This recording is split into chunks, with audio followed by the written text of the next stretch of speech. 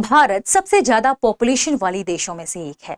ऐसे में भारत में बुजुर्ग आबादी भी बढ़ती जा रही है और इन बुजुर्ग आबादी, दिव्यांगजनों या अन्य ऐसे नागरिक जिन्हें देखभाल की जरूरत है, इसे ध्यान में रखते हुए नीति आयोग ने एक रिपोर्ट प्रस्तुत की है। तो आज के सेशन में हम इसी रिपोर्ट के बारे में चर्चा करने वाले हैं। समझेंगे कि इस रिपोर्ट में किस ओर ध्यान आकृष्ट किया गया है, यह रिपोर्ट क्या कहती है, रिपोर्ट की इतनी जरूरत क्यों महसूस हुई है। स्वागत है आपका दृष्टि बीपीएससी एंड जेपीएससी में। मैं हूं गीतांजलि और आज हम नीति आयोग की इसी रिपोर्ट के संदर्भ में मुख्य रूप से चर्चा करने वाले हैं जो संबंधित है केयर गिवर्स के बारे में। केयर गिवर्स आखिर होते क्या हैं? वे व्यक्ति जो बुजुर्गों या कोई ऐसी स्थिति है, किसी को बहुत बीमारी है, किसी बच्चे की देखभाल की जरूरत है, तो ऐसे लोगों को जो देखभाल करते हैं वही कहलाते हैं केयर गिवर्स। ठीक है, तो नीति आयोग ने 5 अगस्त 2026 को री इमेजिंग केयर्स यानी strategies for empowering caregivers in Viksit Bharat eight 2047 शीर्षक से एक रिपोर्ट जारी की है। ये रिपोर्ट मुख्य रूप से केयर गिवर्स को लेकर भारत में एक प्रॉपर संस्था बनाई जा सके, केयर गिवर्स को सम्मानजनक पेशे के रूप में शामिल किया जा सके, इसी के लिए प्रकाशित की गई है। केयर गिवर्स यानी केयर गिवर होते कौन है? केयर गिवर वे लोग होते हैं जो बुजुर्गों, दिव्यांगजनों, बीमार व्यक्तियों, बच्चों या विशेष देखभाल की आवश्यकता वाले लोगों की देखभाल करते हैं। यह देखभाल घर पर भी हो सकती है और अस्पताल, नर्सिंग होम या अन्य संस्थाओं में भी हो सकती है। जापान जैसे देश ये पहले से अपना चुके हैं। जापान कई ऐसे देशों से लोगों की हायरिंग करते हैं जो जापान में बुजुर्ग लोगों की, दिव्यांगजनों की केयर करते हैं, उनकी देखभाल करते हैं। भारत भविष्य में चूंकि बुजुर्गों की संख्या में लगातार उसमें वृद्धि होने वाली है, इसलिए नीति आयोग ने पहले से इसे लेकर एक ढांचा बनाने की ओर ध्यान दिया है और इसीलिए ये रिपोर्ट भी पेश की गई है।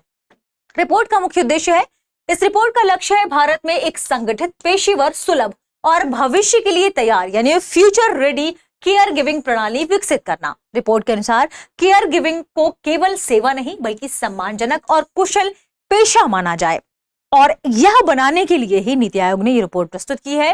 प्रशिक्षित केयर गिवर्स की संख्या बढ़ाई जाए, गुणवत्तापूर्ण और किफायती देखभाल सभी तक पहुंच सके, केयर गिवर्स को सामाजिक सुरक्षा, उचित वेतन और पेशेवर पहचान मिल सके, इसके लिए ये रिपोर्ट प्रस्तुत की गई है। रिपोर्ट की आखिर आवश्यकता क्यों पड़ी? तो हमने पहले भी कहा क्योंकि भारत तेजी से आगे बढ़ रहा है और ऐसे में बुजुर्गों की संख्या भी बढ़ रही है, दिव्यांग और दीर्घकालिक बीमारियों वाले लोगों की संख्या भी बढ़ रही है, परिवार छोटे होते जा रहे हैं क्योंकि न्यूक्लियर फैमिली होती जा रही है।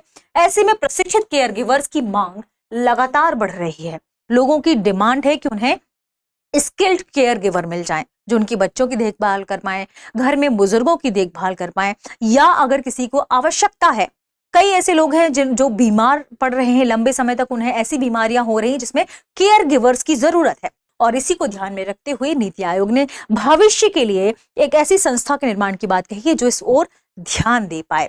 तो भारत के लिए अवसर क्यों? क्योंकि रिपोर्ट के अनुसार दुनिया भर में प्रशिक्षित केयर गिवर्स की भारी मांग है। यदि भारत बड़े पैमाने पर प्रशिक्षित केयर गिवर्स तैयार करता है तो लाखों लोगों के लिए रोजगार के अवसर पैदा होंगे। भारतीय युवाओं को विदेशों में भी रोजगार मिलेगा। Bharat global care giving hub बन सकता है और भारत की सेवा और संवेदना की पहचान मजबूत भी होगी। सांस्कृतिक पहचान मजबूत भी होगी क्योंकि भारत सर्विस यानी सेवा के क्षेत्र में और संवेदना के क्षेत्र में भविष्य में आगे काम कर सकता है। सवाल है कि रिपोर्ट का महत्व क्यों है?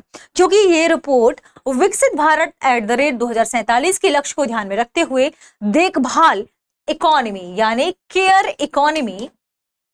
इकोनॉमी को सामाजिक और आर्थिक विकास का महत्वपूर्ण आधार मानती है।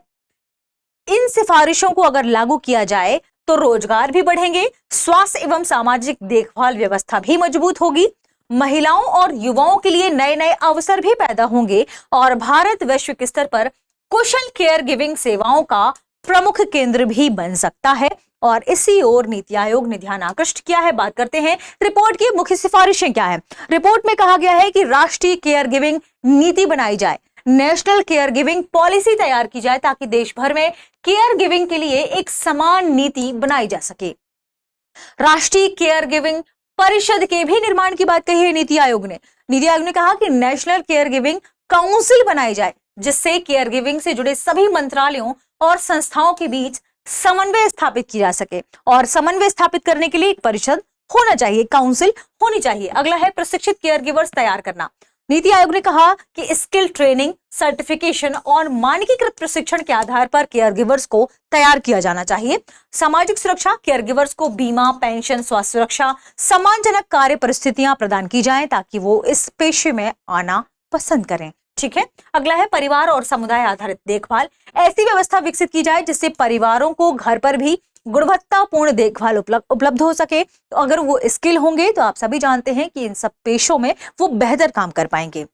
इसके अलावा वैश्विक सहयोग, चूंकि लोगों अभी भी भारत में ऐसी आबादी है जो केयर गिवर्स का पेशा अपना सकती है, तो राष्ट्रीय स्तर पर भी अगर केयर गिवर्स का रोजगार भारत से जाता है तो ये भारत के लिए भी अच्छी बात हो सकती है। यानी अन्य देशों के साथ साझेदारी कर भारतीय केयर गिवर्स के लिए अंतरराष्ट्रीय रोजगार के अवसर बढ़ाए जाएं। आप देखिए, अभी हाल फिलहाल में एक डेटा सामने आया था कि जापान सबसे ज्यादा केयर गिवर्स जो मंगा रहा है वो भारत के नॉर्थ ईस्ट क्षेत्रों से मंगा रहा है।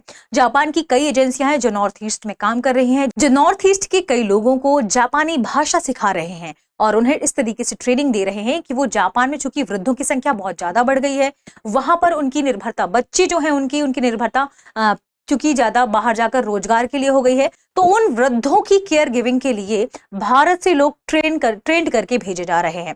तो अब नेशनल लेवल पर एक प्रॉपर पॉलिसी बन जाए। नीति आयोग ने सबसे पहले इस मामले को जरूर देखा होगा, उसने देखा होगा कि हम इन्हें ऐसे कैसे इन्हें ट्रेंड कर सकते हैं। तो उनकी बीमा, पेंशन, सामाजिक सुरक्षा के लिए नीति आयोग ने राष्ट्रीय स्तर पर ही एक पूरा प्रोग्राम बनाने की बात कही, पॉलिसी लाने की बात कही है। ठीक है। अब हम बात कर लेते हैं थोड़ा सा रिपोर्ट के नाम के संदर्भ में, आपको संक्षिप्त रूप में कैसी चीजों को याद रखना है। रिपोर्ट का शीर्षक है re imaging care, strategies for empowering caregivers in Viksit Bharat @2047। कौन जारी किया है इस रिपोर्ट को? नीति आयोग। कब जारी की गई है? 5 अगस्त 2026 को। क्या उद्देश्य मुख्य रूप से? भारत में संगठित एवं पेशेवर केयर गिविंग इकोनॉमी या इकोसिस्टम को विकसित करना। इसके प्रस्ताव में क्या शामिल है, यानी नीति आयोग ने रिपोर्ट में किस बारे में प्रस्ताव किया है? तो राष्ट्रीय केयर गिविंग नीति यानी नेशनल पॉलिसी ऑन केयर गिविंग्स एवं राष्ट्रीय केयर गिवर परिषद यानी नेशनल केयर गिवर काउंसिल की स्थापना की बात कही है नीति आयोग ने।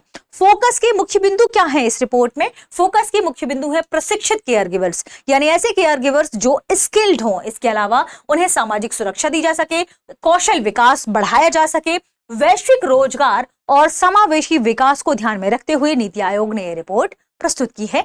आगे बढ़ते हैं और देखते हैं इस पर आधारित प्रश्न को। प्रश्न है, नीति आयोग की re imaging care strategies for empowering caregivers in Viksit Bharat @2047 report का मुख्य उद्देश्य क्या है? ऑप्शन ए, भारत को रक्षा उपकरणों का निर्यातक बनाना। ऑप्शन बी, भारत में संगठित एवं पेशेवर केयर गिविंग इकोसिस्टम विकसित करना। ऑप्शन सी, कृषि उत्पादन बढ़ाना। ऑप्शन डी, डिजिटल भुगतान को बढ़ावा देना। इस प्रश्न का सही जवाब कमेंट सेक्शन में देना ना भूलें। मिलते हैं अगले वीडियो में। शुक्रिया। अब एग्जाम की तैयारी को और बेहतर करने के लिए हमारे चैनल को लाइक, शेयर और सब्सक्राइब करना ना भूलें।